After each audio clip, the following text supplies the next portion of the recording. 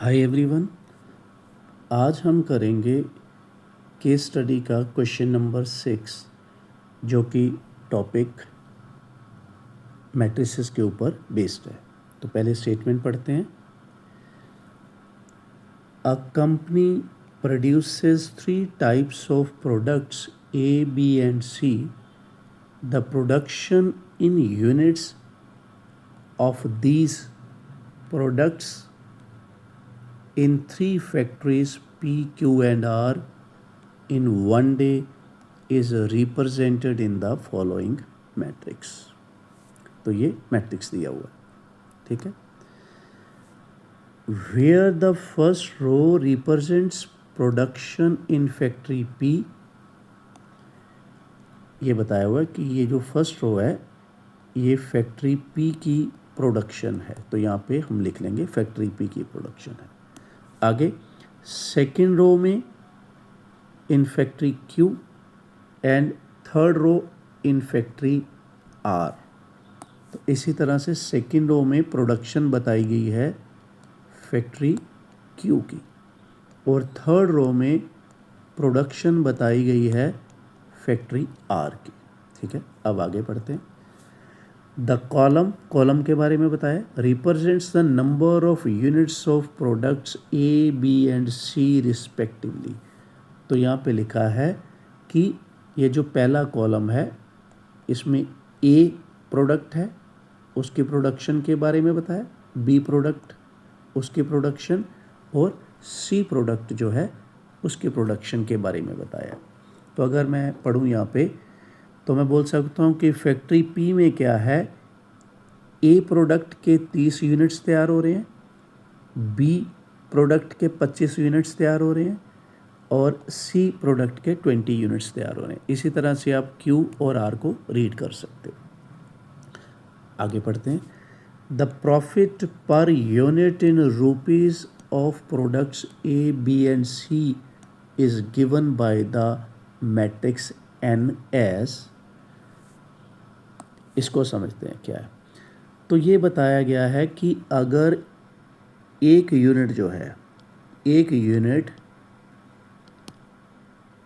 Product ए का अगर वो सेल होता है तो उस पे प्रॉफिट कितना है, 50 रुपीज़।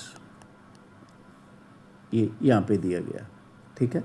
उसी तरह से बी प्रोडक्ट का एक यूनिट है, उसके ऊपर प्रॉफिट कितना बन रहा है, 40 रुपीज़।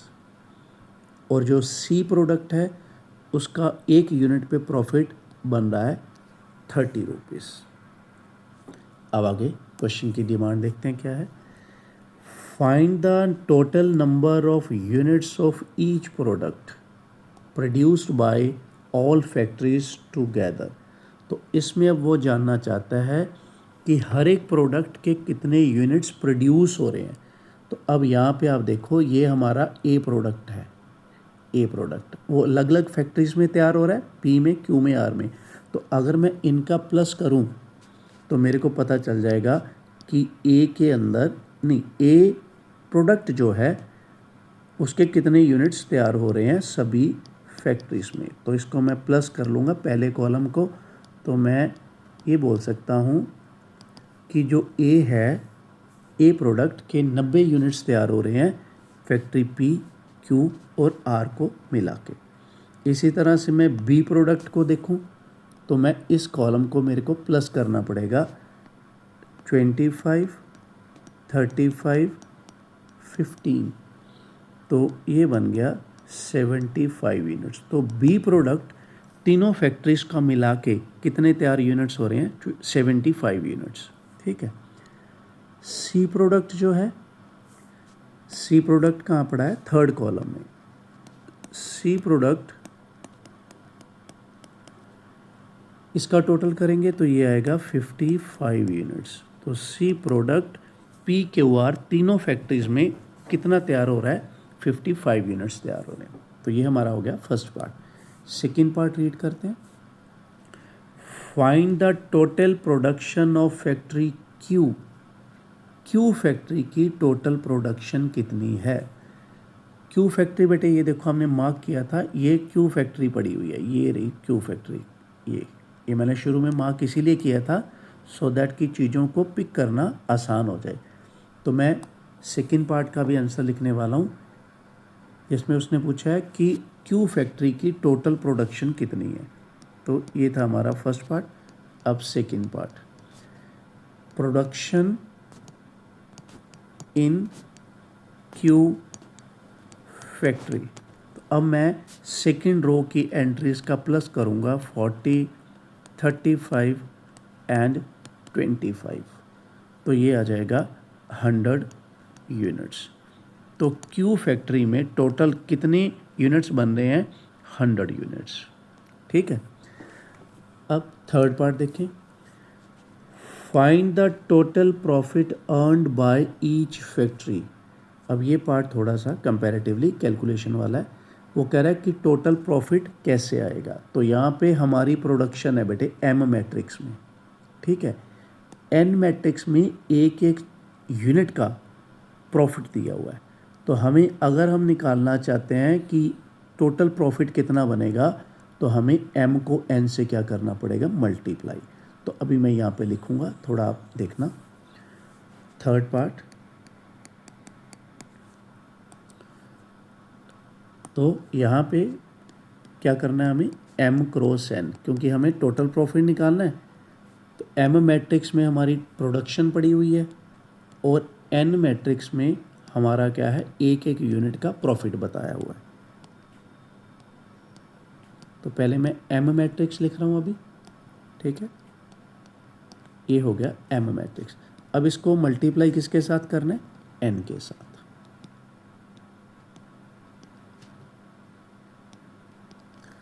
अब आपको रूल का पता होगा कैसे मल्टीप्लाई करते हैं।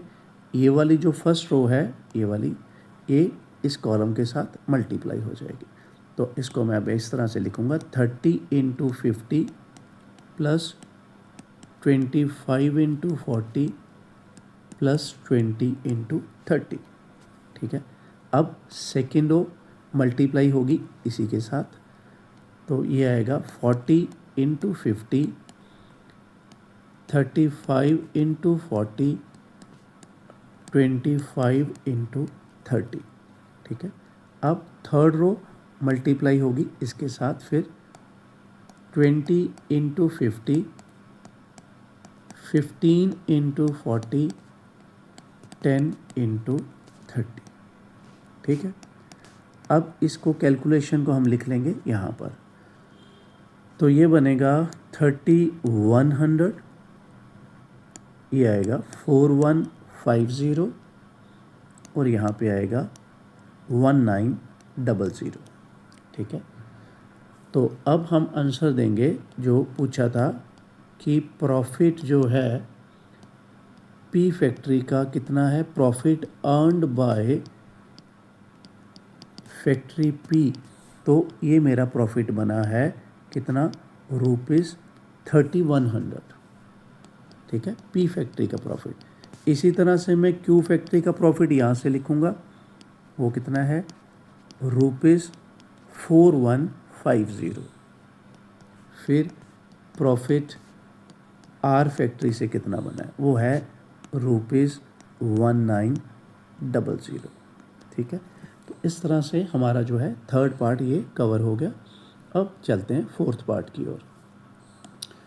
फोर्थ पार्ट में पूछा है find the total profit earned by the company in one day. तो ये पूरी एक कंपनी है ना बेटे, PQR फैक्ट्री है जिनकी, एक कंपनी है, ठीक है, वही चला रही है PQR फैक्ट्री। तो उसने पूछा टोटल प्रॉफिट कितना होगा।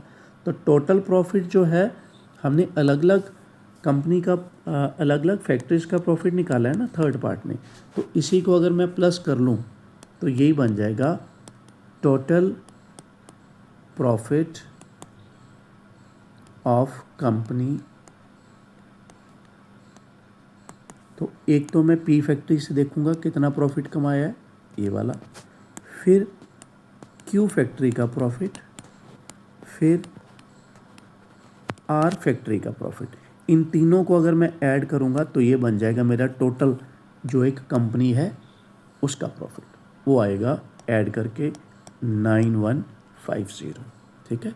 कंपनी क्या है, PQR फैक्ट्री जो चलाती है वो एक ही कंपनी है, तो उसका टोटल प्रॉफिट कितना आएगा, हमें PQR का प्रॉफिट को प्लस करना पड़ेगा। अब पढ़ते हैं 5th पार्ट को।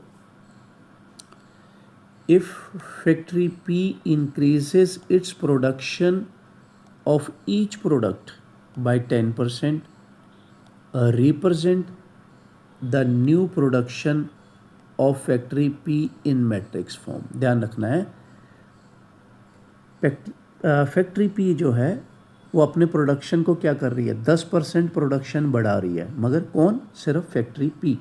तो वो कह रहा है कि नई प्रोडक्शन जो है P की वो आप लिख के बताओ और मैट्रिक्स फॉर्म में लिखना है। तो ये थोड़ा सा टास्क है हमारे लिए कि मैट्रिक्स फॉर्म में कैसे लिखेंगे, ठीक है, ये ध्यान से आप समझो। तो यहाँ पे मैं लिखूँगा, ये देखिए ये है P फैक्ट्री की ओल्ड प्रोडक्शन, ठीक है, मैं ऊपर आपको दिखाता हूँ, ये आप एक बार थोड़ा याद रखना। P फैक्ट्री ये रही हमारी, P फैक्ट्री ये रही।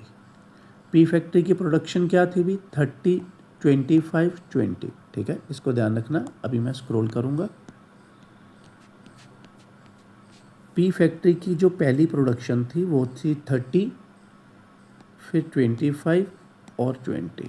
प्रोडक्ट्स अलग अलग थे, ये A प्रोडक्ट था, ये B प्रोडक्ट था, ठीक है, ये C था, ये A था, ये B था, ये C था, मगर ये P फैक्ट्री की पहले वाली प्रोडक्शन थी। अब क्वेश्चन क्या डिमांड कर रहा है, वो कह रहा है प्रोडक्शन को 10% बढ़ाना है और नई प्रोडक्शन बताओ, वो भी मैट्रिक्स फॉर्म में। तो ये ओल्ड प्रोडक्शन है, अब इसमें मैं क्या करूँगा, 10% इसको मैं बढ़ाऊँगा, ठीक है, जो पहले वाली प्रोडक्शन है उसको 10% बढ़ा के देखता हूँ अब क्या बनेगा। चलिए ये यहाँ पे आ गया 30। अब दोनों मैट्रिसेस को मैं ऐड भी कर रहा हूँ, ठीक है, ये आ गई पहली एंट्री, फिर 25 प्लस 10% ऑफ 25, ये आ गई second entry, then 20 plus 10% of 20, ठीक है, ये आ गया। अब इसको कैलकुलेशन इसकी करते हैं, ये कट हो गया, ये कट हो गया, तो यहाँ बचा है 30 प्लस 3, ठीक है, यहाँ पे ये कट करो और यहाँ पे इसको कट करने के बजाय आप इसका डेसिमल लगा लो, ये लगा लो 2.5, ठीक है, ये कट हो गया। जो आसानी से कट होता है उसको काट दो, बाकी को प्लस कर लो, ठीक है। अब देखो ये आ गया 33, ये आ गया 27.5, ये आ गया 22। तो अब ये बन गई हमारी नई प्रोडक्शन P फैक्ट्री की, जब उसने क्या किया था, प्रोडक्शन में 10% की बढ़ोतरी की थी, सिर्फ P फैक्ट्री का, ठीक है। तो इसको आप ऐसे करो, इसका स्क्रीनशॉट ले लो सारा और फिर इसको नोट करो अपने नोट्स में, ठीक है। इसके बाद अब मैं डालूँगा next case study, question number 7। तो उसको आप पढ़ना, पहले सॉल्व करना, फिर उसके बाद नेक्स्ट 24 आवर्स के बाद आपको सोल्यूशन मिल जाएगा, जैसे हमारा रूटीन है।